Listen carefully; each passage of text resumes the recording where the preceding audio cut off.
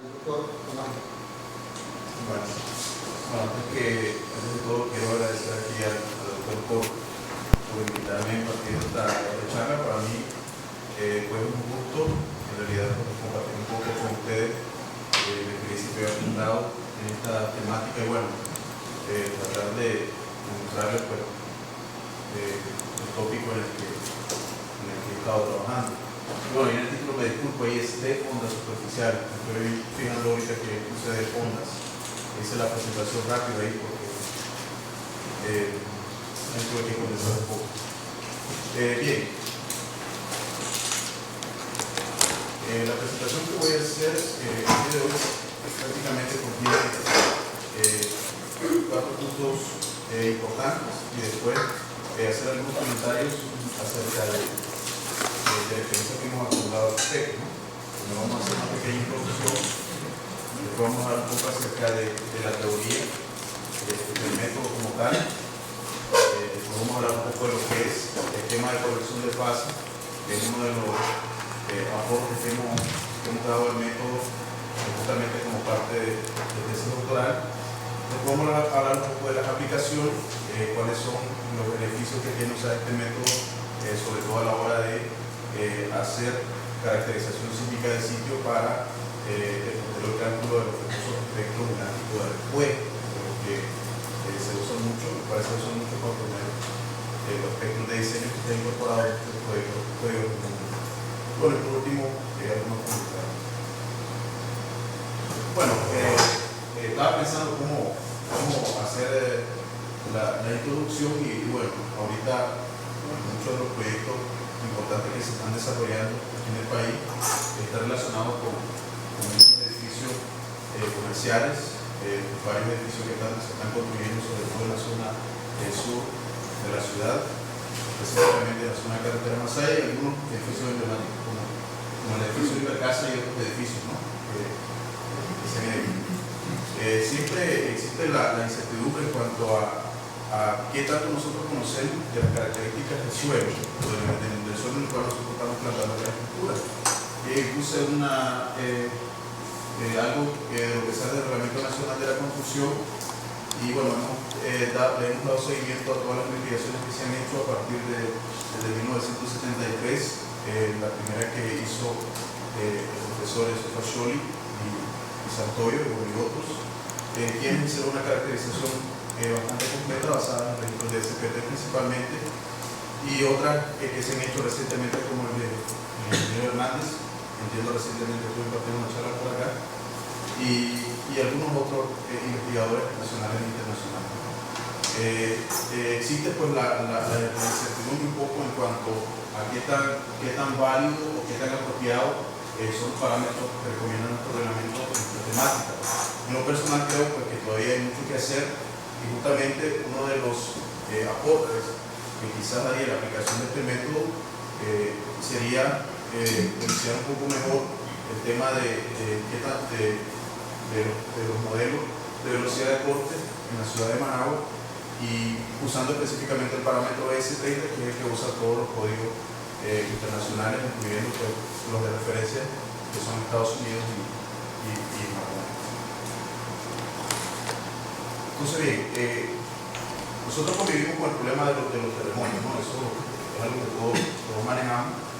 Sabemos que la zona del Pacífico es la zona en la que por excelencia tenemos ocurrencia de sismos de forma continua. En la mayoría de ellos no los sentimos, son muy pequeños, pero de vez en cuando tenemos algunos sismos importantes, algunos relacionados a la zona de subducción, a la trinchera oceánica que tenemos por ahí, y que eso, pues, por la dinámica natural de la Tierra, siempre está generando algunos sismos pequeños, y eso en consecuencia puede tener algún efecto con las fallas que nosotros tenemos en nuestra ciudad capital, todas las fallas tropicales, que eso en algún momento puede generar, o estos sismos de subducción pueden generar alguna activación de estas fallas, lo cual pues ya ha ocurrido anteriormente.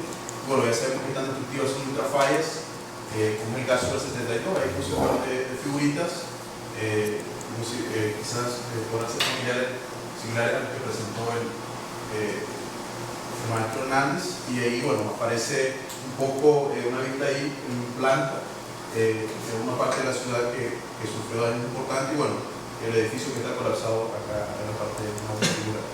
Entonces, este problema con el que nosotros convivimos, y sabiendo la relación directa que esto tiene, los daños que se observan con las características del suelo, es que hace algunos años atrás yo me vi muy interesado en trabajar, o al menos dar un pequeño aporte en la temática de caracterización de sitio. Y desde entonces pues hemos estado trabajando con ese tipo de métodos. Si nosotros queremos hablar un poco acerca del escenario sísmico típico que ocurre en una región que sea potencia de terremotos, podemos identificar todas las variables, desde la falla, que es la que genera las ondas sísmicas. Luego tenemos el patrón de propagación, que toma en cuenta la parte de atenuación como tal, y por último tenemos la característica del subsuelo, que es lo que nos interesa a nosotros los ingenieros. Ese subsuelo, o ese suelo en el que nosotros estamos plantando nuestra estructura, nos interesa saber cómo va a responder ante la energía que libera un terremoto determinado, y desde luego cómo estas características de vibración de este desplazamiento del suelo va a afectar nuestra estructura, ¿no? Este caso fue muy bien documentado en el terremoto de 1985 en el DF, en el Distrito Federal de México, y dado que ahí habían espesores de sedimentos muy potentes, y con el terremoto que se generó en el Pacífico, cuyo contenido de frecuencia de la energía se acumuló un poquito más hacia la baja frecuencia, más el periodo de vibración que tenían los paquetes del suelo, generaron una primera resonancia, y después, cuando esto interactuó con estructuras de 20 pisos, cuyo periodo de vibración pueden andar incluso arriba cercano por segundo, eso desde luego generó un enorme daño. Por lo tanto, es muy importante tratar de caracterizar de la mejor manera posible los primeros 30 metros, al menos la referencia que tenemos hasta ahora, del suelo como tal. Entonces, para ello, los métodos que normalmente se usan hoy en día son los que tenemos ahí. El SASW es un método basado en análisis espectral, usando solamente dos canales o dos sensores. Luego tenemos el método MASW, después tenemos el método FK, el método SPAC, SAC, que es una variante del método SPAC. Luego tenemos REMI, que significa Refraction Microtremors, y luego tenemos refracción sísmica. Particularmente, con todos estos métodos, bueno, lo que nos interesa siempre es determinar, por ejemplo, las características de rigidez en términos de espesor y velocidad de corte del subsuelo que tenemos acá. El suelo que tenemos acá, en los primeros 30 metros preferiblemente, es donde nosotros queremos saber cuál sería la respuesta. Y la idea es que con todos estos métodos, o con cualquiera de ellos, lleguemos a una representación de la característica de rigidez del suelo, de los estratos que constituyen el suelo como tal, hasta llegar al basamento rocoso, en este caso el basamento del área. El área que yo me he desenvuelto ha sido usando el método de MASW.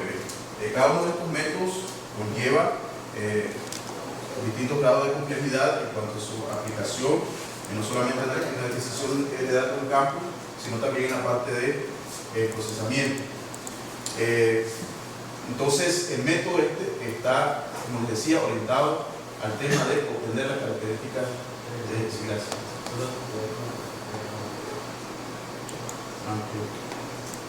La característica de rigidez, la característica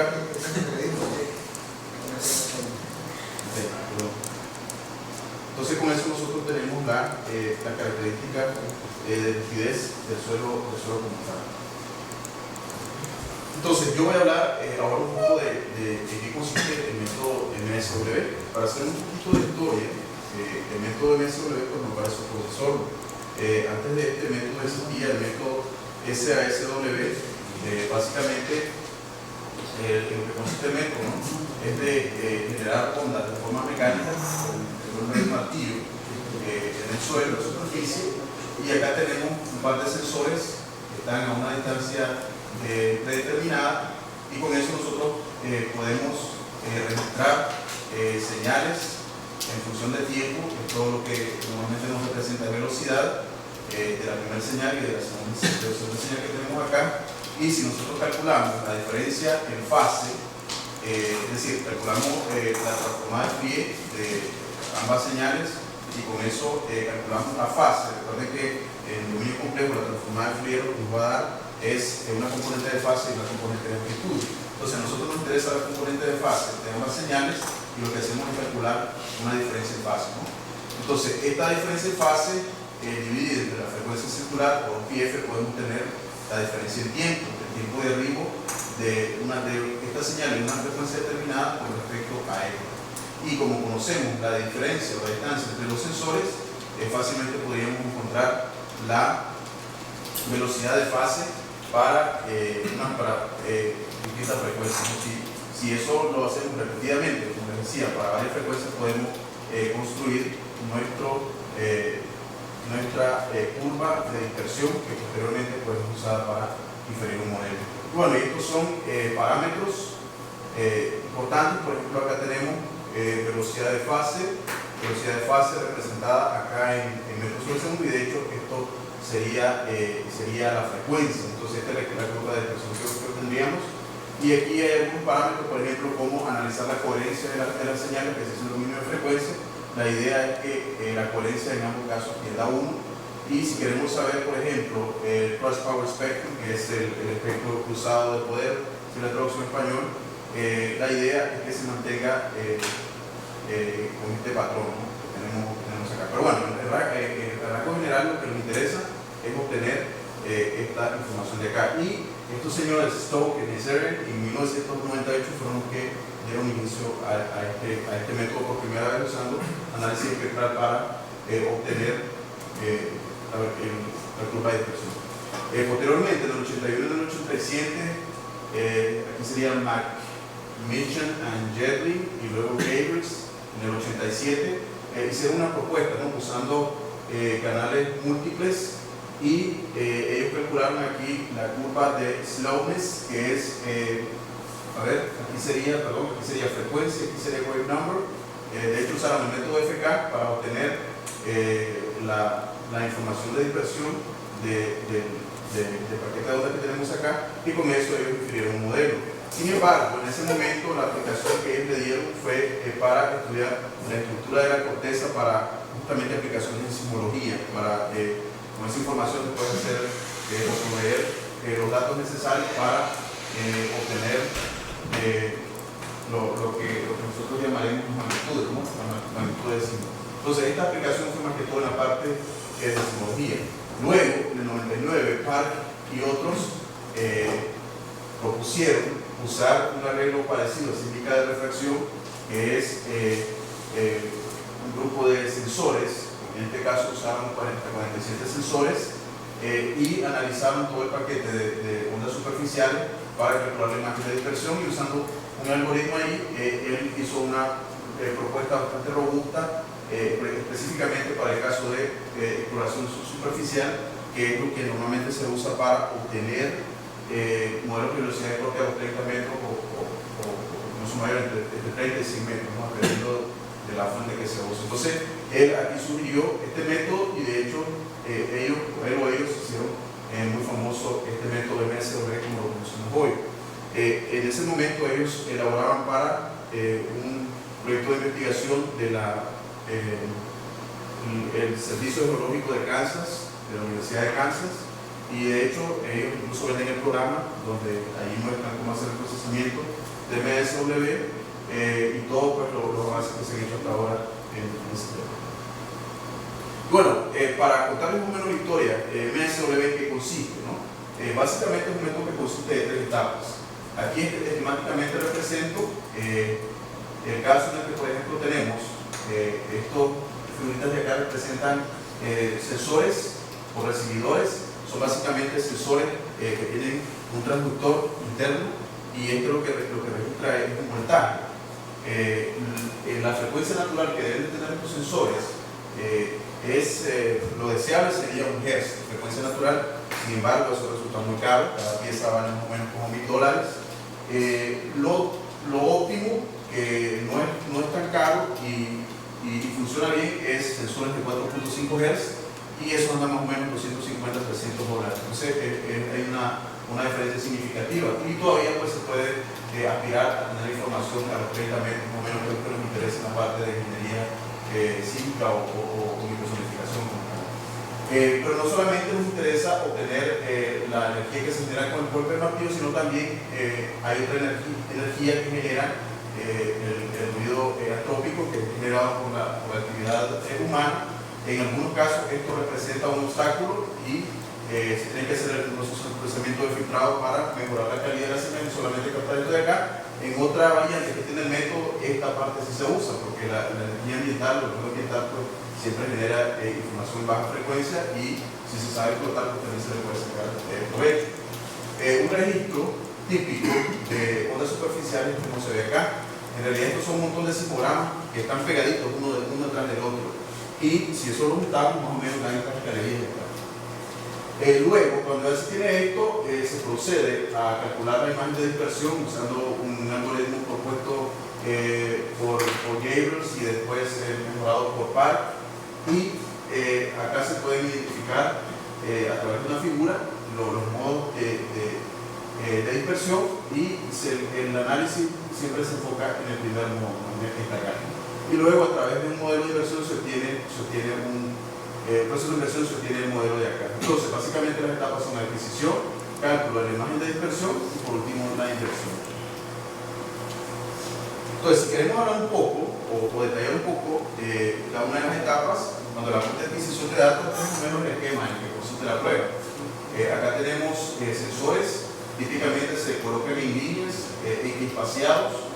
Lo ideal es que sea aumento de espaciamiento. Entonces tenemos 24 sensores, que es lo típico. Estamos hablando de 23 metros, sería lo que cubriría. Puede ser 48, puede ser 72, se puede hacer en intervalos de 24 y 24 metros, pero bueno, eso requeriría un gran gasto, una gran inversión en el tema de equipos. Pero para la configuración típica, acá tenemos 24 sensores, todo está conectado a un cable que recepciona la señal, y esto lo lleva a este sismógrafo.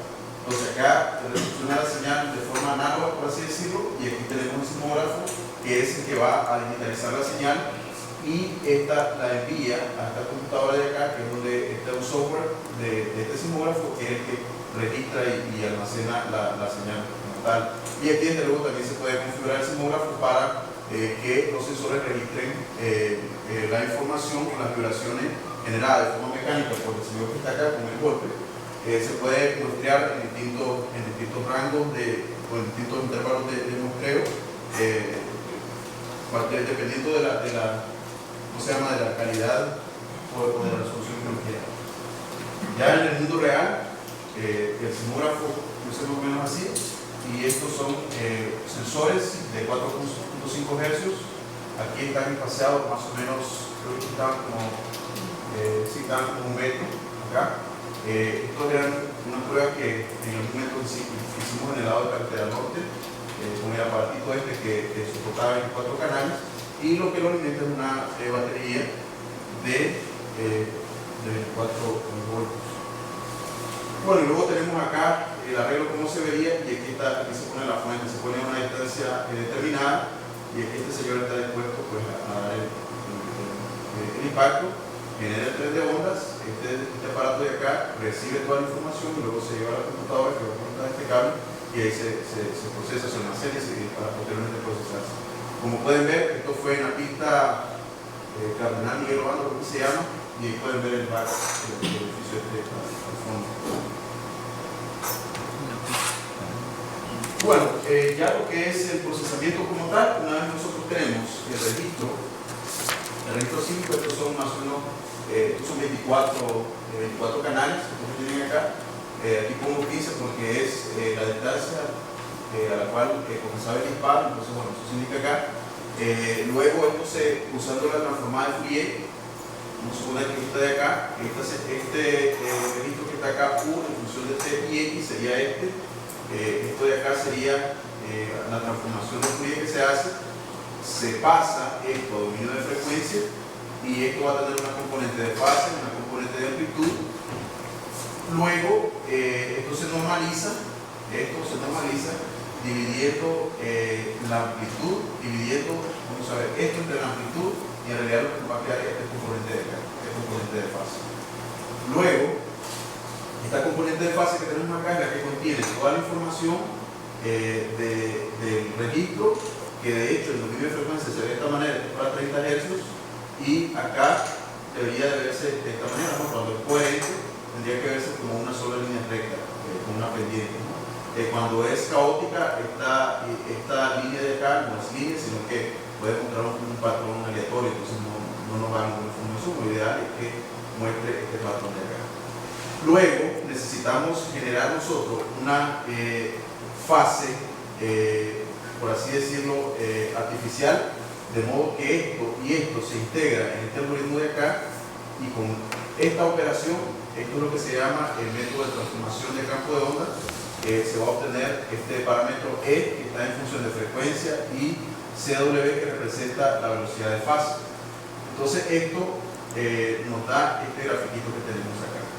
Entonces esto está para 30 Hz, pero si eso se hace desde, por ejemplo, 1 Hz hasta 100 Hz y se grafica, entonces se puede obtener una figura así como esta. Esto sería la imagen de dispersión. Luego la curva de dispersión se obtiene aplicando los máximos en ese punto que tenemos aquí. Este procesamiento perfectamente no necesitan el software que vende Kansas para hacerlo, esto lo pueden hacer en MATLAB perfectamente. De hecho, esto de acá está procesado en MATLAB. Incluso la imagen de dispersión como tal, la curva de dispersión se puede crear de forma automática, pero solamente tomando los valores máximos. Este patrón negrito, en este caso negrito, que son valores máximos, en realidad usted representa este pico. Entonces, como que ustedes agarren 500 o no sé cuántas curvas de esta, la grafiquen tridimensionalmente, después las inviertan y tomen un máximo, entonces les va a dar esta figura de acá. Luego, el proceso de inversión, desde luego, tenemos que ya tener nuestra curva de dispersión. Entonces, vamos a suponer que la curva de dispersión que nosotros obtuvimos en el procedimiento que les expliqué anteriormente son los puntitos que están acá. Entonces, ahora, inversión significa venir de adelante hacia atrás. Entonces, aquí nosotros lo que hacemos es calcular una curva teórica. Esa curva teórica se calcula con un modelito de suelo, así como este, un modelito de suelo, y se hace de forma repetida. Se hace de forma repetida hasta que la curva esta, ya sea cualquiera de los colores, la curva sólida se superponga encima de los puntitos que representan la curva de campo. Entonces eso, después de hacer varias pruebas, vamos a llegar a un modelo final. Se oye sencillo, pero en realidad muchos de los métodos que existen intentan encontrar la forma óptima, cómo hacer este procedimiento. Porque no es solamente de forma analítica decir, ok, voy a variar el modelo acá, voy a variarlo, voy a variar el espesor y voy a variar la velocidad para los distintos estratos y voy a tener la curva. No es tan fácil, en realidad hay que hacer muchas pruebas, hay que tratar de discretizar esto de la mejor manera posible para obtener el mejor ajuste posible. Y la forma de cuantificar la validez del modelo, qué tan válido es este modelo de acá, es usando el mínimo cuadrado. Aquí tenemos esta formulita de acá, en la cual se inserta la curva experimental y luego la curva teórica, que sería acá, y se calcula la diferencia entre ellas y se divide entre el número de puntos. De modo que nos dé la diferencia del error, ¿no? de cuánto sería el ajuste que tendríamos acá. Entonces la idea es hacer cuantas variaciones que sea posible aquí en nuestro modelo en términos de espesor y velocidad de fase hasta obtener la mejor envolvente posible. Entonces hay, como les digo, muchos métodos dedicados a tratar de hacer esa estimación de la mejor manera posible. Solo para terminar esta lámina, acá la información que se introduce para generar esta curva son la velocidad de corte, aquí tenemos la velocidad de onda P, aquí tenemos ρ, bueno, aquí no le he puesto ρ, pero aquí realmente lo que representa es la relación de Poisson y esto lo que representa es la densidad como tal. Y bueno, desde luego acá tiene que ver espesores, ¿no? Porque hay que discretizar el modelo de la mejor manera posible para que el ajuste no sea tan complicado. Pero una vez se supone que hacemos una inversión, hay otras consideraciones que hay que tomar en cuenta. Por ejemplo, tiene que ver mucho la longitud del arreglo en cuanto a cuál es la profundidad que nosotros queremos lograr en nuestro sondeo. Entonces, para ello hay muchos estudios que se han hecho y se han sugerido cuál podría ser la relación entre la longitud del arreglo y la profundidad máxima que podemos obtener en nuestro modelo. Entonces acá hay un par de autores bueno, hay una corriente, por así decirlo, que se ha dedicado a trabajar bastante en este método, no solamente para aplicaciones en suelo, sino también lo hacen para pavimento, lo hacen para concreto. Este método también se puede usar para caracterizar espesores de pavimento y de otras superficies. Y bueno, han sugerido que la longitud de onda máxima que se puede obtener es la mitad del arreglo. Si el arreglo nuestro tiene 23 metros, entonces nuestra longitud de onda máxima sería 11.5 metros. Y la altura máxima, la profundidad máxima sería la longitud del arreglo entre 4, entonces sería 23 entre 4, ¿no? Y eso nos va a dar la máxima profundidad de esto. Sin embargo, para algunos autores un grupo de investigadores resulta que quizás es demasiado conservador. Otro criterio, otra corriente sugiere que se puede usar como máxima longitud de onda todo el arreglo como tal, y que la máxima profundidad que se puede lograr está entre 2 y 3, o más bien 1 medio y 1/3 de la longitud del arreglo. Entonces, para nuestro propósito, en cuanto a caracterización de sitio, en realidad, con esta segunda alternativa que tenemos acá, aparte de que ahorraríamos equipo, ahí en realidad bien podríamos resolver nuestro modelo, dado que no tiene que ser súper preciso. Nuestro modelo puede ser una buena representación de la rigidez del suelo como tal, sin embargo no necesita ser súper preciso para obtener la respuesta que deseamos. Quizás para otras aplicaciones, como el caso de pavimentos o de estructuras de pavimentos, sí se requeriría este criterio, que es un poco, o bueno, de hecho es más conservador. Luego, el método MSW, no solamente la fuente que se puede usar, no solamente el martillito, como les mencionaba, también se puede usar el ruido ambiental. Acá hay dos variantes. Esta información la pueden encontrar con mayor detalle en la página del KGS, donde tienen el método MSW. Ahí aparece el método pasivo, le llaman remoto pasivo, donde usan un arreglo circular en lugar de lineal y usan el ruido que genera la autopista. Entonces tendría que ser en un campo que esté convenientemente abierto y donde pasen vehículos en las dos direcciones. Se ha demostrado que funciona, sin embargo tiende a ser un poquito impráctico, sobre todo en área urbana, porque se carece de este tipo de espacios. Si ustedes buscan, por ejemplo, aquí en Managua, rara vez se van a encontrar este espacio y con la amplitud tan grande para lo mejor para resolver modelos de 30 metros. Entonces hay una limitante con eso. Y luego tenemos acá el pasivo Passive Roadside MSW, que es básicamente que se pone a un lado de la carretera o de la pista y con las irregularidades, aquí en Nicaragua eso funcionaría con las irregularidades que tiene la carretera o la calle, por ejemplo. Entonces esos impactos que generan los vehículos se puede usar para procesarlo con este arreglo y obtenerse imágenes de dispersión. Y la idea es que cualquiera de estos dos, más el que sea con el martillito, se puede combinar y se puede obtener una imagen combinada y luego pues solo aplicar los valores máximos en este caso. Entonces, esta es una de las variantes que tiene el método. Entonces bien, ahora vamos a hablar un poco acerca de lo que es el esquema de corrección de fase. Cuando yo empecé a trabajar con este método y bueno, estábamos preocupados en cuanto a cuál debería ser la longitud del arreglo para resolver 30 o más metros, allí en Managua nosotros instalamos una estación sísmica consistía de un sensor, más o menos, solo pueden visualizar como la bala de un cañón. Tenía más o menos 3 pulgadas de diámetro y ese lo metimos con un sensor en un pozo de 100 metros de profundidad. El aparato estuvo operando más o menos 1 año y medio, 2 años. Ahí pudimos poner los sismos y todo eso, ¿no? Pero para poder hacer investigación necesitábamos construir un modelo de 100 metros. Entonces nosotros estábamos preocupados por resolver un modelo de 100 metros con solamente 24 canales. Entonces ahí nosotros propusimos bueno, como parte de la contribución que dimos en la parte oral fue tratar de maximizar el uso de un equipo pequeño, de modo que pudiéramos resolver un perfil tan profundo.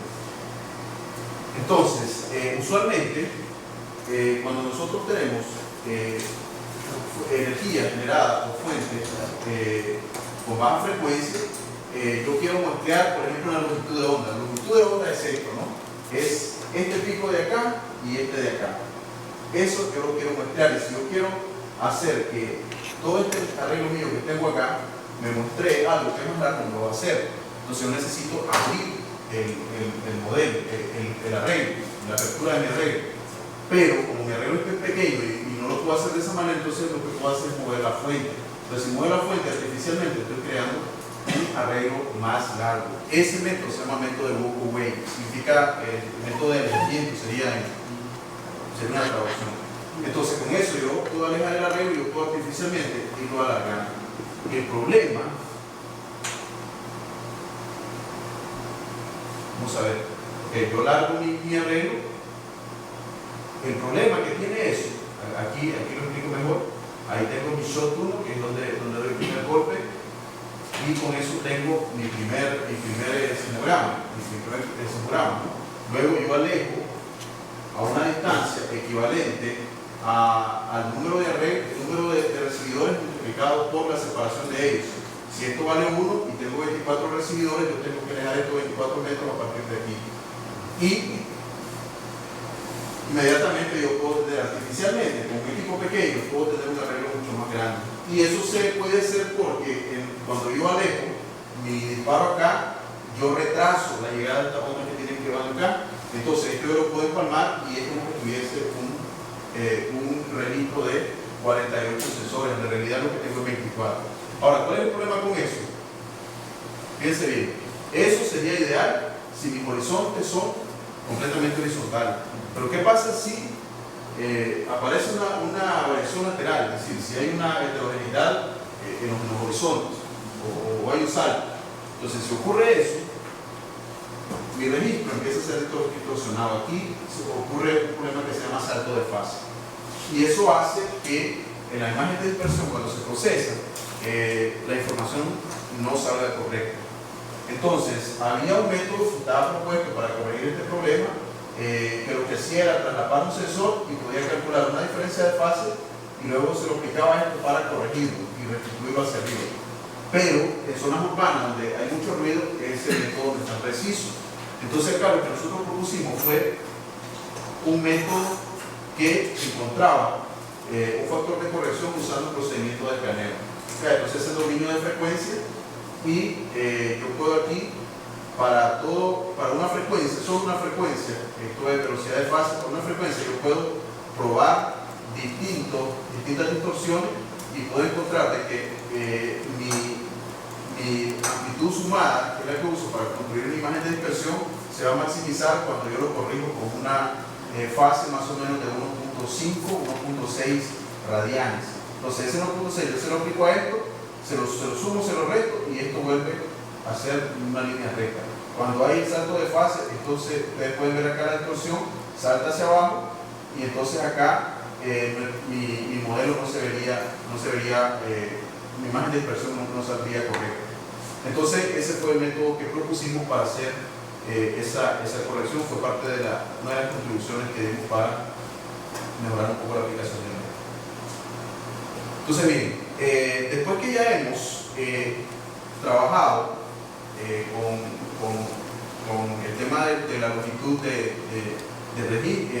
sondeo, etcétera, ¿no? Y todas las pruebas que hicimos, acá voy a mostrar algunas aplicaciones. Por ejemplo, este es un proyecto que se hizo en las afueras de la ciudad en la que está mi universidad, la Universidad de Lund, que queda en la parte sur de Suecia, muy cerca a Dinamarca. Este es un proyecto de un laboratorio de radiación de ciclotrones, un acelerador de partículas. Lo usan que tiene muchas aplicaciones en la parte de medicina y en la parte de tecnología de elementos también, ¿entienden? Incluso en la parte nuclear. Entonces ellos lo que iban a encontrar aquí un edificio con alta tecnología y necesitaban hacer entre todos los estudios que pedían hacer MSW, y también, bueno, ahí midieron un poco el campo de vibración. Ellos estaban interesados en saber cuáles eran los niveles de vibración en el orden de los nanómetros, porque el equipo que iban a usar para esta estructura no podía tener cierto nivel de vibración, porque eso podía distorsionar o podía afectar el funcionamiento de los aparatos acá. Entonces acá se tomaron varios registros de MSW, y todos ellos tenían este problema. Tenían el problema de variación lateral, que esto se manifiesta con el salto de fase. Entonces, cuando se procesaba, se veía de esta manera. Era muy difícil ver un patrón, identificar un patrón coherente. Después de hacer la corrección de fase, la imagen de dispersión se ve muchísimo mejor. Es esta misma, pero corregida. Entonces, con el método de corrección de fase pudimos obtener este patrón, y bueno, fue fácil después invertirlo en los modelos de velocidad. Luego, de hecho fue el año pasado, en la UCR en Costa Rica, el Laboratorio de Ingeniería Cívica está llevando un proyecto para caracterizar muchas de sus ciudades usando el parámetro BS30, y ellos nos invitaron a participar en su proyecto. Ellos estaban interesados en que nosotros montáramos la prueba de MSW usando este tipo de sensores. Estos son sensores Lennox, son de periodo largo y son para FK, son para prueba FK o SPAC, no son para MSW. Entonces, buscamos una manera de cómo hacer configuraciones lineales con MSW, generar un golpecito acá y luego tratar de hacer un procesamiento. Entonces, un registro, de hecho eran 9 sensores, eran 9, 1, 2, 3, 4, 5, 6, 7, no, perdón, eran 8 sensores, y cada uno de estos representa un golpe que se da a diferentes distancias usando el método Wake. Esto fue más o menos a 1 metro, esto fue creo que a 9 metros, etcétera, ¿no? Alejándonos. Después lo que hicimos fue agrupar, por ejemplo acá, seleccionar un grupo de registros. Este fue, creo que fueron el segundo grupo de registros. Aquí hicimos 5, bueno, hicimos más de 5, casi 10. Aquí esto lo amplificamos, y si tomamos uno de estos de acá y lo amplificamos, se va a ver de esta manera. Luego, se vería así. De manera que así hicimos con todos los registros, alejándonos de la fuente, y de forma manual podemos configurarlo de esta manera. Después, con una rutinita en MATLAB ahí, podemos todavía ajustar un poco mejor. Sin embargo, como esto es un ajuste manual, es impreciso, entonces recurrimos a usar el procedimiento de corrección de fase que hemos estado trabajando. Entonces, acá se veía con el ajuste manual, como pueden ver, se ve tremendamente incoherente, y aquí es como queda haciendo la corrección de fase de esta manera. Entonces, aquí pueden ver el dominio de frecuencia, como hicimos la corrección de fase en 2 etapas. Primero, entre el sensor número 8 y el número 9, y entre el sensor número 16 y el número 17.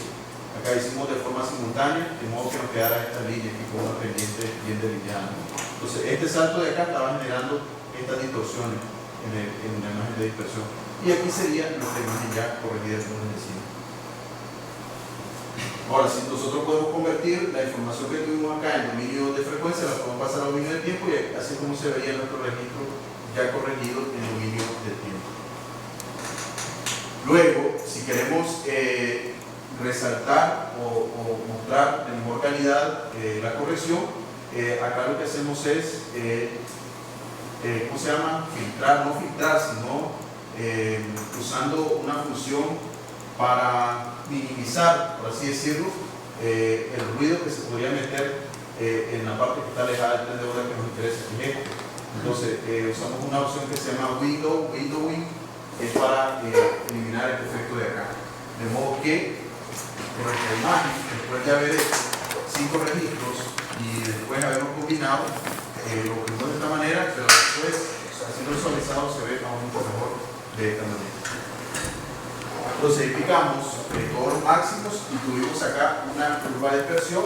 Desde luego no podemos tomar toda la curva de dispersión porque recuerden que tenemos que encontrar una longitud de onda que sea acorde a la longitud del arreglo. Y la longitud de onda se mide dividiendo la velocidad de fase entre la frecuencia. Si decimos velocidad de fase frecuencia nos da longitud de onda, y aquí para un registro que tenía más o menos eran como 70 y pico de metros, entonces tratamos de elegirlo más o menos igual a la longitud del arreglo. Entonces picamos hasta ahí y ahí fue donde cortamos la inversión, entonces usamos esto de acá para después hacer la inversión. La inversión la hicimos usando un programa que se llama Geopsy. Ese es un software libre. Ustedes pueden entrar al programa, se llama geopsy.org. Ustedes pueden entrar y bajar una serie de aplicaciones orientados en la parte de H sobre B, algo que les explicó el ingeniero Hernández la vez pasada. También aparece MSW, algo de eso, aparece SPAC, aparece FK, en realidad tiene una amplia gama de aplicaciones, y aparece una herramienta para hacer inversión que es muy robusta, es muy buena. Entonces acá yo muestro la curva de dispersión experimental, es la negrita que está acá, y la teórica sería esta que está acá. En realidad, la forma en la que se busca el modelo aquí es haciendo cientos, incluso miles de pruebas. Aquí se hacen miles de curvas de dispersión que corresponden a miles de modelos. Aquí les puedo decir que es una enorme cantidad de modelos. Y el rojito, como es usando una búsqueda aleatoria, el modelo que está aquí, lo rojito, lo que representa es lo que se acerca a la curvita esta que está en negro. Esto y esto es lo mismo, solo que esto lo representa en función de slowness y esto lo presenta en función de velocidad de fase. El slowness no es más que 1 entre la velocidad de fase. Entonces esto es lo mismo que esto. Entonces muestra un buen ajuste y nos da un modelo. Ustedes pueden ver más o menos, a ver, aquí 10, 20, más o menos unos 25, 26 metros, más o menos ahí. Podemos resolver usando un equipo que no era para eso, entonces nosotros lo ajustamos con las rutinas que tenemos diseñadas para el procesamiento en MATLAB, y después lo usamos para la exportamos a Geopsy e hicimos una inversión. Después se hizo la misma prueba con FK y con SPAC y los modelos son muy similares, entonces lo pudimos validar tremendamente bien. Este es uno de los modelos, hicimos otros modelos en otros sitios y los resultados son bastante bien satisfactorios. Otra de las aplicaciones que les quiero mostrar es respuesta de ciclo Managua. De hecho fue hace un año, el año pasado, hemos venido trabajando con estudiantes de la UCA. Mi rol ahí es trabajar con los estudiantes de último año y tratar de desarrollar esto como línea de investigación. Entonces, ya diseñamos varios temas, varios tópicos en los cuales ellos se podían desempeñar, y uno de ellos fue tratar de explotar el método MSW para hacer caracterización de sitios de la urbana de Managua. Entonces teníamos más o menos entre 9 y 14 sitios los que hicimos en MSW. Originalmente hicimos un preprocesamiento, pero con las nuevas incorporaciones del método de corrección de fase pudimos optimizar y maximizar su rendimiento, su efecto. Entonces acá esta es parte de los trabajos que hicieron Esposa y Ochoa. De hecho, Ochoa aquí es Armando, muchos de ustedes lo conocen. Él fue uno de los autores de este trabajo bajo mi dirección. Entonces ellos procesaron registros H sobre B. Esto fue unos registros que en algún momento estuvimos colectando en el sitio. No los llegamos a usar, así que los registros estaban ahí y aprovechamos para que los muchachos los trabajaran. Bueno, y de ahí pues sacamos la monografía de ellos, que debo decir fue un excelente trabajo. Entonces acá tenemos varios sitios de Managua donde habían varios registros de H sobre B procesados y pudieron identificar picos bastante claros. Entonces se puede ver una variedad en cuanto a dónde ocurren las frecuencias. Aquí 320, aquí 540, 860, 230, 260, 850. Ocurren en toda la frecuencia, ¿no? En todos los rangos. Entonces nosotros quisimos ver cómo los MSW correspondían con esta frecuencia, porque se puede hacer esa correlación también. Entonces nos fuimos y y en esos mismos sitios habían 6 buenos registros de MSW. Entonces estos MSW ya son MSW corregidos, tratados con el procedimiento que explicaba anteriormente. Entonces, sobre todo en el sector de la UNA, acá, el sector de Nueva Catedral, el sector de UNIES, creo que es justamente donde hicieron el edificio. En algún momento tuvimos oportunidad de hacer un MSW y entramos y lo hicimos ahí. Y luego tenemos el estadio de fútbol, y luego la pista que dan Miguel Bando, que es un poquito caótico acá, pero bueno, fue lo que logramos obtener dentro de los buenos registros. Entonces, este procesamiento lo hicieron ellos como parte de su monografía. Luego, lo que hicieron fue jalar acá los valores máximos, tuvieron acá los valores máximos y definieron sus curvas de dispersión. Entonces, usando el criterio de longitud de onda, de que la máxima profundidad de 1/3 y 1/2 de la máxima longitud de onda y la máxima longitud de onda proporcional a la longitud de la red, entonces ellos acá, usando ese criterio, determinaron cuál era la máxima profundidad que iban a poder lograr en cada modelo. En pista cardenal Miguel Obando iban a dar entre 22.50 y 15. La pista cardenal Miguel Obando entre 54.2 y 36. UNIES en este rango, UNA en este rango y estadio de fútbol en este rango. Entonces, esos fueron los rangos que ellos propusieron para invertir su modelo. Entonces, acá pueden ver cómo quedaron los modelitos. Acá, en el caso del estadio, se lograron más o menos 20 metros. Esa profundidad que puse no fue la que de plano se iba a encontrar, sino dentro de ese rango, porque lo que nos va a decir la verdad es la imagen de dispersión, la curva de dispersión, que es donde se hace el apunte, y donde se tenga mejor el apunte, y donde va a caer la profundidad del lugar al final. Entonces, aquí hay 20 metros, aquí son más o menos 40 y casi 50 metros en la UNA, y pueden ver aquí que la envolvente es muy buena. Aquí pueden ver la curva experimental con la teórica y es muy buena. Cae justamente dentro del segmento rojo. Aquí lo mismo. Aquí también es bastante bueno, sin embargo, acá es la Nueva Catedral, aquí abajo de los 10 metros. Interesante la diferencia que hay entre la Nueva Catedral y esta. Aquí son casi 50 metros, aquí apenas 10 metros. Luego aquí son como 20 metros. El caso de la UNI anda, bueno, acá no puedo decir, pero creo que anda por los 20 metros también, 25 metros acá. Y acá está la envolvente, se ve muy bien.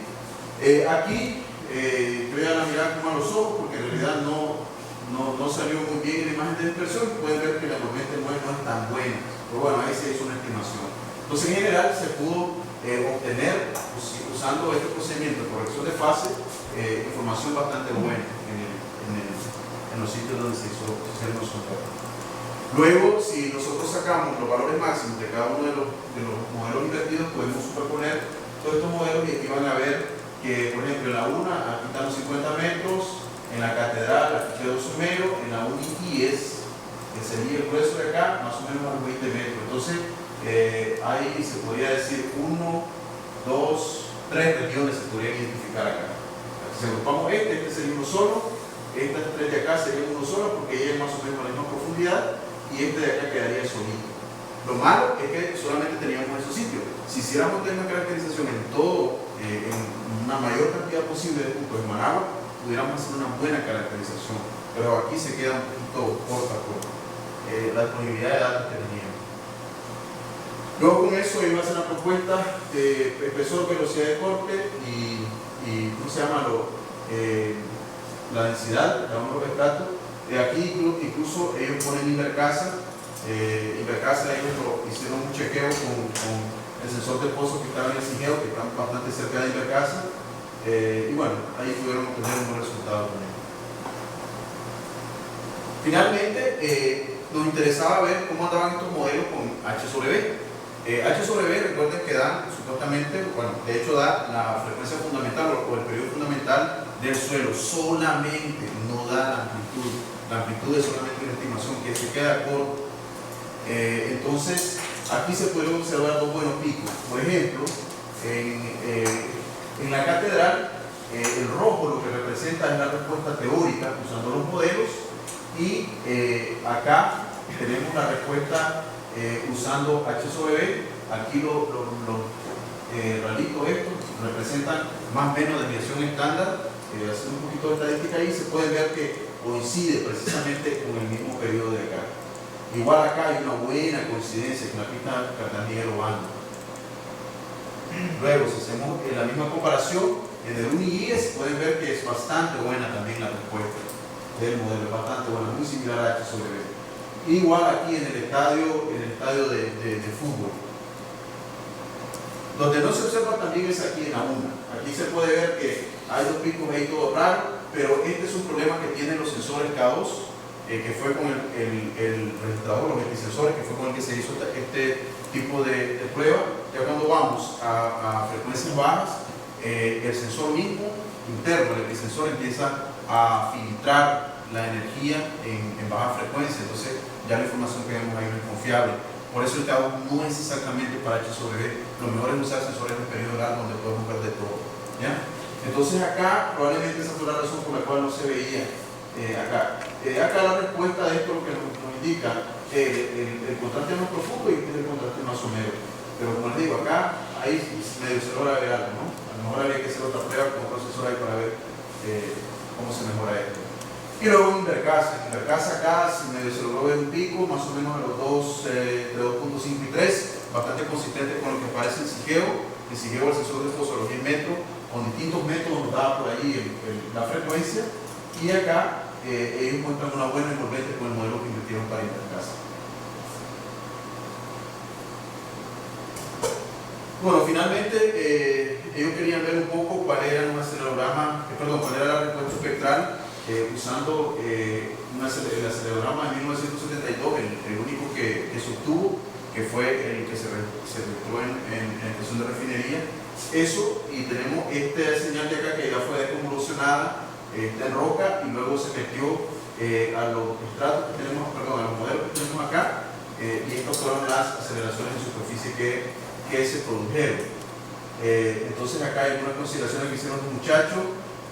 Bueno, aquí habla de que fue un signo de teoría cortical. El pasamiento somero obviamente se muestra en mayores amplificaciones porque hay menos atenuación, y luego tenemos dice este comportamiento podría variar con un terremoto de subducción. Claro, aquí solamente hicimos el análisis con un signo cortical, habría que ver cómo es con un terremoto de subducción cuyo contenido de frecuencia, la energía es de baja frecuencia. Entonces acá ellos muestran los espectros elásticos de respuesta.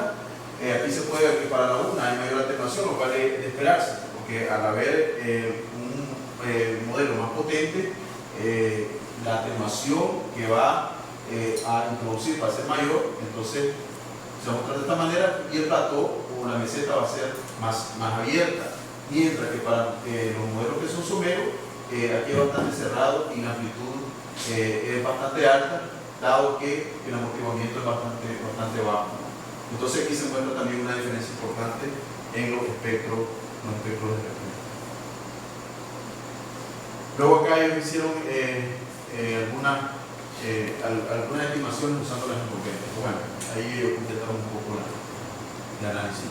Luego, otro del trabajo que se realizó con los muchachos de la UCA fue hacer una propuesta de zonificación usando al menos 30 metros, BS30. Aquí ellos combinaron lo que obtuvieron los muchachos Porcia y Ochoa, lo que obtuvo el ingeniero Hernández, lo que obtuvo Fascioli en el 72, 73, y toda esa información se combinó, de modo que ellos hicieron esta propuesta de acá, y estos serían los modelos de velocidad de corte que representarían las 4 o las 5 zonas que tenemos acá. Sin embargo, debo decir que esto tiene una incertidumbre muy alta, porque aquí los registros son muy pocos. Entonces esto probablemente no sea tan creíble, pero sí, esto de acá y esto de acá es una buena propuesta. Pero como les digo, esto habría que revisarlo, a lo mejor con MSW, haciendo algunos MSW en otro sitio y haciendo algunos sondeos o algún H sobre B ubicados acá, o no sé, o quizás hacer SPAC o FK para ver cómo se ve el comportamiento acá. Entonces, después de lo que generaron los muchachos Porcia y Ochoa, ellos usaron esa información para generar este mapa de acá. Sin embargo, esta respuesta de Citro que la analizaron, o el enfoque que hicieron ellos acá fue con respuesta no lineal de Citro. Fue lineal y no lineal, haciendo la comparación. Luego, con esos mismos mapas que generaron los muchachos anteriores, se hizo un tercer trabajo, siguiendo la misma línea. Y ellos lo que hicieron fue conseguir todos los SPT que estaban disponibles para toda la zona urbana de Managua y hacer correlación velocidad de corte obtenida con SPT y obtenida con MSW. Y ellos propusieron funciones de correlación o correlaciones para calcular velocidad de corte en función del número de golpes. Ellos compararon, hicieron varias comparaciones con las distintas funciones que proponen autores japoneses, y para una misma fórmula, o por varias fórmulas que supuestamente eran para el mismo tipo de suelo, la diferencia era bastante grande, no daban lo mismo. Entonces, eso fue lo que animó a los muchachos a hacer este trabajo, y la verdad es que es muy bueno, y esperamos pues, que en realidad se usen y bueno, se llegue a ver qué tan válidas son, y creo que son bastante buenas. Bueno, acá solamente se muestra la confiabilidad, aquí muestra un poco de las regresiones que hicieron, y aquí hay algunas correlaciones que muestran muy buena confiabilidad, arriba incluso del 70%, por ejemplo la zona 5, la zona 4 y la zona 1. La otra pues es bastante baja. Pero en general hicieron un buen trabajo. Y el último trabajo, un cuarto trabajo que se hizo siguiendo la misma línea, con los muchachos de la UCA siempre, fue analizar un poco cuál sería la respuesta de sitio aquí en la frontera. Aquí no cambia. Porque bonito todo cuando el edificio cae en una sola zona, pero ¿qué pasa cuando lo estamos montando en una zona que es muy heterogénea? Entonces ellos acá se auxiliaron de elementos finitos para inferir varios modelos acá en la zona de frontera. Acá creo que lo muestran. Acá, por ejemplo, justamente en esta interfase de acá, ellos delimitaron los modelos con esta variación de esta manera. Y aquí calcularon funciones de transferencia usando elementos finitos. Y aquí mostraron de que justamente acá se ve bastante distorsionada. Y acá se ve bastante diferente. Calcularon la función de transferencia acá y acá. Entonces aquí pueden ver la variación. Así mismo lo hicieron para otra de las fronteras, aquí lo hicieron para esta de acá. Ese fue el modelo que ellos estimaron. Lo mismo hicieron para acá. Y después hicieron también un análisis para obtener, ubicaron en el espacio, ¿no? Ubicaron en el mapa donde era que se ubicaban las zonas de transición, y aquí hay una donde ponen ellos zona límite 1, zona límite 4, zona límite 2, y ahí usaron un perfil. Entonces aquí en este perfil ellos tuvieron una función de transferencia, registro de transvasamiento aquí en superficie, y aquí muestran los tres sitios, ¿no? Antes de la transición, en la transición, que es aquí en el medio, y después de la transición. Y aquí muestra cómo se dio la variación en las funciones de transferencia, solo para que tengamos una referencia en cuanto al sitio, ¿no? Luego en el OG de Miplón hicieron el mismo análisis y muestran un poco los resultados. De la misma forma, ¿no? Muestra igual las funciones de transferencia, y luego para el recreo hacen lo mismo, ¿no? Entonces muestran antes, durante y después de la transición. Y ahí mismo muestran los espectros elásticos de respuesta. Entonces acá superpone antes, durante y después de la transición cómo se manifiestan los espectros de respuesta. Este es el espectro elástico de respuesta, desplazamiento, de velocidad y el de pseudoaceleración. Entonces acá, dependiendo de dónde caiga, se ocurre una variabilidad importante. Si está antes, durante o después. Entonces la pregunta es con cuál diseñar, ¿no? Igual acá, aquí también obtuvieron, hicieron el mismo análisis, obtuvieron una variabilidad importante. Aquí pues no fue tan variable porque los modelos eran bastante lineales, excepto acá hay un salto, probablemente porque uno de los estratos era un poquito más pequeño, un poquito más grande, entonces se movió un poquito hacia los periodos cortos. Esto lo muestra la inclusión de periodos.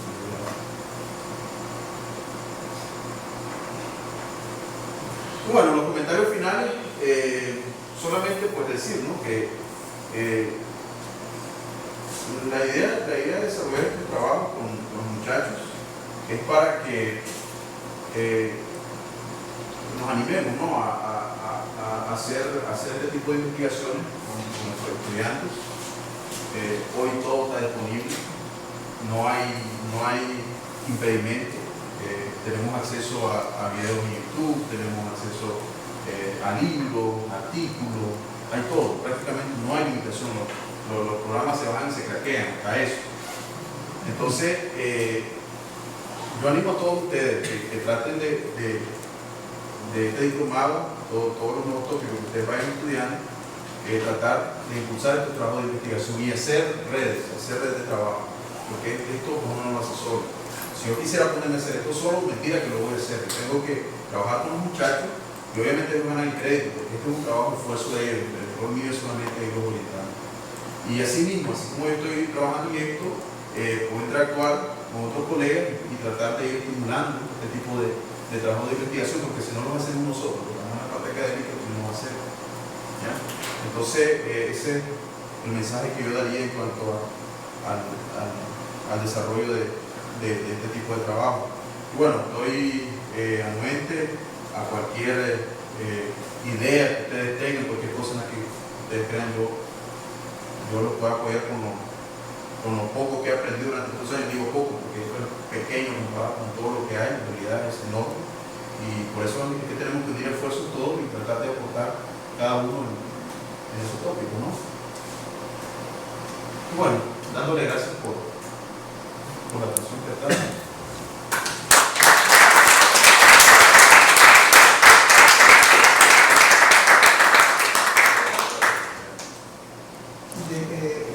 Agradeciendo al doctor Obando, no sé si alguno de ustedes tiene alguna pregunta que hacer. Y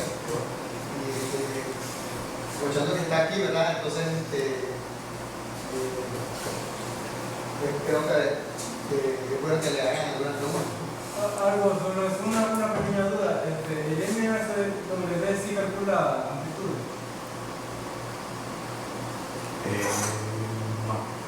No, el MSW es solamente para obtener un modelo de velocidad de torque. La amplitud es muy difícil de calcular, es súper difícil. Modelar amplitud, modelar anticipación de energía en un estrato de suelo o en un medio es muy difícil, ¿no? Incluso se tiene que idealizar. Es un modelo de suelo. Si queremos hacerlo vía modelamiento, primero lo modelamos lo simulamos con un material elástico y decimos de que los horizontes todos son horizontales, pero eso no es cierto. Tampoco es cierto que sea totalmente elástico. Depende de la energía que genere el terremoto. Si llega al rango no lineal y empieza a afectar la rigidez de la masa del suelo, entonces ya ahí te metes en otras complicaciones. Y usando H sobre B no te da información de la amplitud. La amplitud, lo más cerca que puedes encontrar durante el ocurre un terremoto es usando algo que se llama arreglo sísmico vertical, que eso, de hecho, solo en Japón, Estados Unidos y los países europeos, los países desarrollados, es muy caro instalar uno de esos arreglos, que son poner una serie de sensores de pozo ubicados en basamento y esparcir un montón de sensores en superficie y tener una vasta base de datos de registro sísmico y después hacer división de cocientes espectrales, muy similar a H sobre B, pero en lugar de usar una sola señal, usas una señal lo obtenía en la superficie y otra señal lo obtenía por ejemplo a 300 metros. Y si hacer el cociente ahí podés ver mejor, podés aproximar mejor el tema de la atenuación y el tema de amplificación. Pero el MSW es solamente para obtener el número de velocidad. ¿Sí? Bueno, felicitarlo por ser un facilitador en la investigación, porque me sorprendió ver que sí realmente se están haciendo tesis enfocadas hacia la investigación, calidad, más allá de lo que típicamente se mira. Bueno, le voy a consultar qué calidad tiene el modelo como tal en relación me imagino que es un método ya probado, sumamente estudiado, pero deben de haber algunas debilidades, ¿verdad? Me imagino yo. Y miré como que hay mucha libertad en algunos métodos numéricos o suposiciones. No es una norma ASTM o algo que diga, como por ejemplo el SPT, que está muy normado, ¿qué tenés que hacer para decir? ¿O está todavía dibujándose el método? No sé. MSW como tal, como norma, sí, STM hizo no. Okay. No está, pero se hace muchísima investigación. La mejor forma de vos asegurarte si la calidad del método existe en la revista arbitrada, porque ahí los pares que hacen la revisión son gente que hace experimentación y tiene años de estar con esto. Entonces, de alguna manera, pues ahí podés ver el tema de la validez de los métodos. Bueno, lo de la boca, les cuento que a mí me dicen loco, en el sentido de que ve que andas poniendo los trabajos con temas de maestría, no sé cuánto.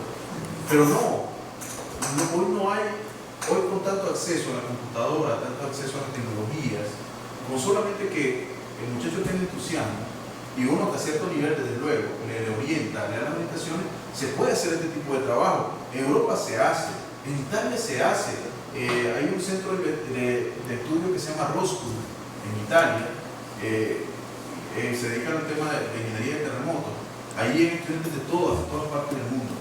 Y tuve la oportunidad de interactuar un par de veces con muchachos, bueno, yo era estudiante en ese momento, y ahí ustedes encuentran gente de Japón, Corea, incluso de Estados Unidos, estudiando, y todos tienen esa idea, eso de ser innovadores, eso de crear, de lanzarse a cosas. Desde luego tenés que tener una buena dirección para hacerlo.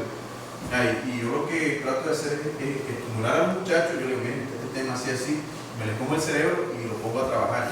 Y la verdad es que estoy satisfecho porque han hecho muy buenos trabajos. Como les digo, el crédito en su mayoría ha sido de ellos.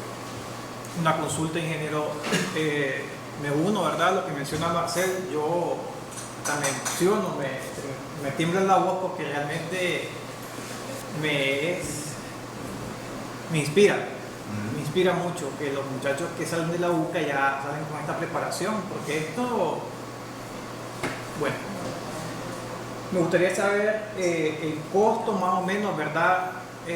Si hay temas que están presentes que se podrían tomar, ¿verdad? Me interesaría saber cómo. Me gustaría aprender esto realmente, para ser sincero, y saber cómo nos podríamos coordinar, no sé si varios, inclusive, para poder hacer algo. Sí, se puede, desde luego. Hay muchos temas, miren, esto es enorme, esto hay para todo, como dicen, es enorme. Ahorita, justamente con la UCA, yo me estoy metiendo un poco al tema de, ahí habíamos hecho algunos trabajos con elemento finito, calculando los espectros de respuesta en campo libre. Ahora vamos a hacer el mismo análisis, pero usando un edificio presente. Es decir, la presencia, la masa, el peso del edificio en el modelo para ver cómo afecta el cálculo de espectro de respuesta y luego hacer una función de transferencia entre campo libre y la presencia de un edificio. Para analizar ese tipo de efectos dependiendo de la temperatura del edificio.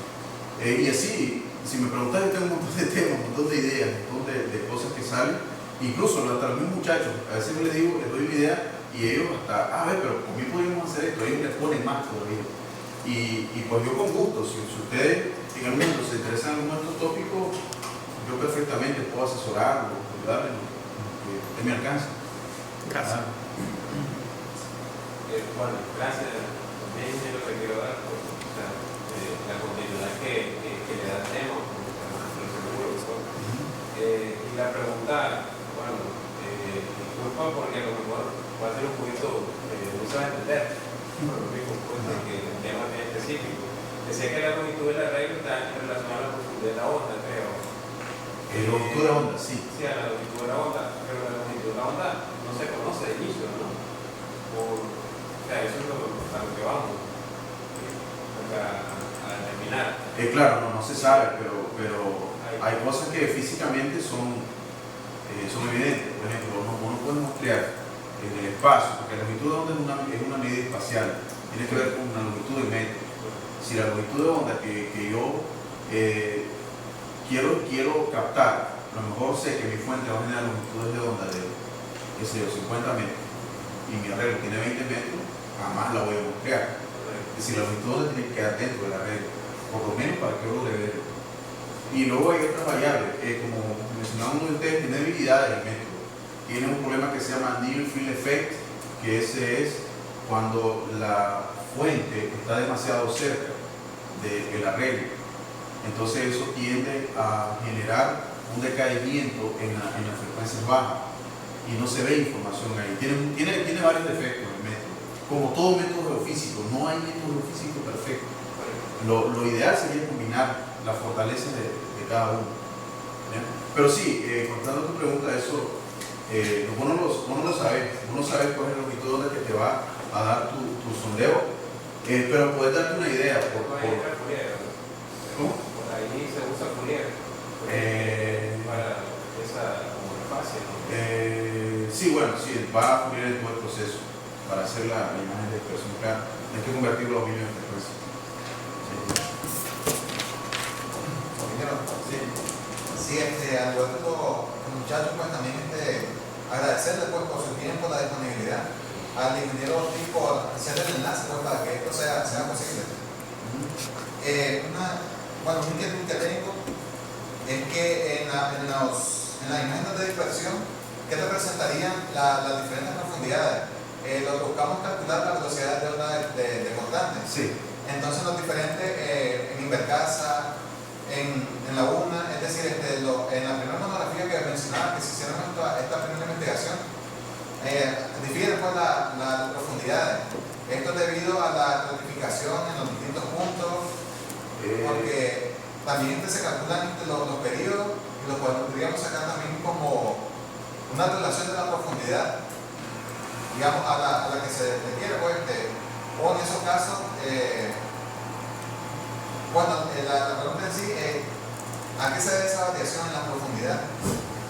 Bueno, eso tiene que ver con el medio, es decir, el método cuando funciona bien y te da la información correcta, la curva de dispersión precisamente puede ir hacia baja velocidades de fase y determinado punto de frecuencia dependiendo del medio. El medio es el que te lo va a dictar. Si el basamento, es decir, si voy a hacer una perforación, hacer sondeo sísmicos verticales, que es la mejor manera de obtener modelos de velocidad de corte, y está a los 20 metros, el método te lo va a dar bastante cercano a los 20 metros. No respondí la pregunta que me hizo en ese sentido. Y es que la diferencia con respecto al método destructivo, porque es un método no invasivo, como destructivo, anda más o menos, tiene un error más o menos de 10%. ¿Ya? Tiene errores, tiene.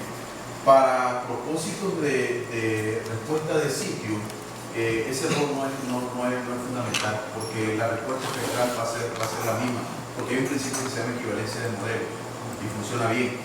Si vos querés muestrear, por ejemplo, la estructura de pavimento en algunos centímetros, ahí sí tenés que ser muy riguroso con la longitud de onda, porque entre más conservador seas con la longitud de onda, es decir, que tengas que usar un arreglo grande para resolver algo pequeño, entonces más te acercas a la realidad. Pero si usas algo grande y con eso grande vos decís, quiero ampliarlo también, ampliar mi ambición a la hora de invertir, entonces te alejas un poquito. Entonces tienes más o menos una 40% con respecto al error. Pero sí, depende del medio. El medio es el que te va a dictar la forma de la curva de dispersión. En relación al costo de este tipo de estudio, más o menos, ¿por dónde anda? El costo del estudio. ¿Para un médico específico? Bueno, eso depende de la envergadura del proyecto, si es una zona área residencial o un complejo industrial, es bastante grande.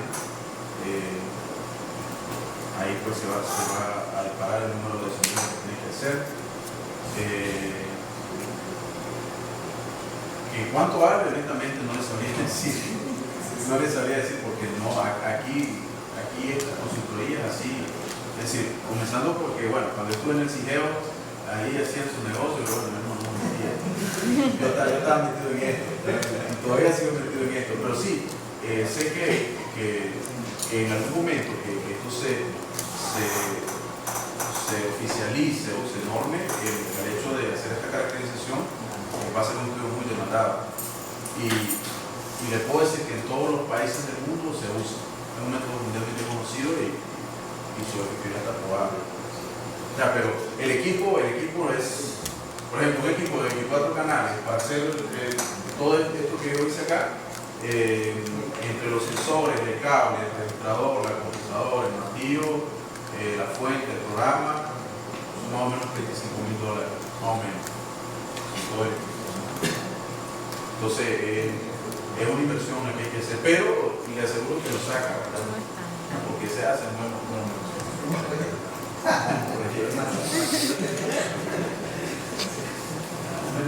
Primero, agradecerle a ambos, al ingeniero por darnos la oportunidad de tener contacto con tanta visión. Y luego, pues, yo creo que si lo llaman seríamos los presentados. También mi pregunta sea tonta, ¿no? Pero es una idea que yo tengo. En este método, o en cualquiera de los métodos, ¿hay alguna diferencia cuando es una zona urbana o es una zona abierta, deshabitada? ¿Hay diferencia en la respuesta? ¿La respuesta en qué sentido? Es decir, en la obtención de datos y en los resultados como tal. Sí. Si es una zona abierta, hay menos interferencia, ¿no? Hay menos interferencia y los datos son más limpios. Claro que sí. Depende, bueno, si va a usar la forma activa, que es con el martillito, sí, pero si va a usar ruido ambiental, no necesita de ruido cultural. Y otra cosita, siempre en el mismo motivo. ¿Cómo afecta el incremento del uso del suelo para la configuración en un nivel de teoría sísmica? Ya bastante de forma amplia en eso, en este tema. El incremento. Sí, es decir, cuando una zona pasa de una cierta densidad de construcciones a otra densidad mayor, ¿cómo se puede alterar los efectos de respuesta? Ok, hay interacción sobre estructura. Sí, ahí hay un efecto. De hecho, muchas veces se ha discutido el tema de que no hay que construir sobre la falla, pero las estructuras grandes, que tienen grandes sistemas de fundaciones, dominan sobre la falla, sobre algunas fallas. Hay fallas que incluso no llegan a romper a la superficie, sino dentro de la estructura, sino que la rodean. Eso se llama desviación de falla o deviation, creo. Y es un caso que se ha documentado, incluso aquí en Nicaragua, el Banco Central fue ese caso. En Turquía, en Taiwán, hay muchos casos donde se analiza ese problema. Eso ya es interacción sobre estructura, porque la presencia de las grandes estructuras va a modificar la respuesta del suelo indudablemente y también viceversa, el suelo va a modificar la respuesta de la estructura. Entonces ahí hay que hacer interacción sobre la estructura y bueno, ese es todo un campo por explorar aquí. Pero hay que poner los límites, eso sí, porque no se puede ser súper ambicioso ni súper desenfocado, porque si no va a llegar un punto en el que se va a querer abarcar demasiado y no se va a hacer nada. Entonces ahí hay que hacerlo con un punto de cuidado. Yo solamente tengo que más bien un comentario general para ustedes. Me decía que ustedes tienen que hacer una tesina. Entonces, yo creo ahora que ya es tiempo de que ustedes vayan, no sé si va a ser en grupo o cómo va a ser. Van a dar los temas, sí. Ellos van a dar los temas. Ustedes no pueden proponer, eso básicamente era de lo que yo les quería hablar. Que, digamos, si pudieran plantearse, ¿verdad?, la posibilidad de que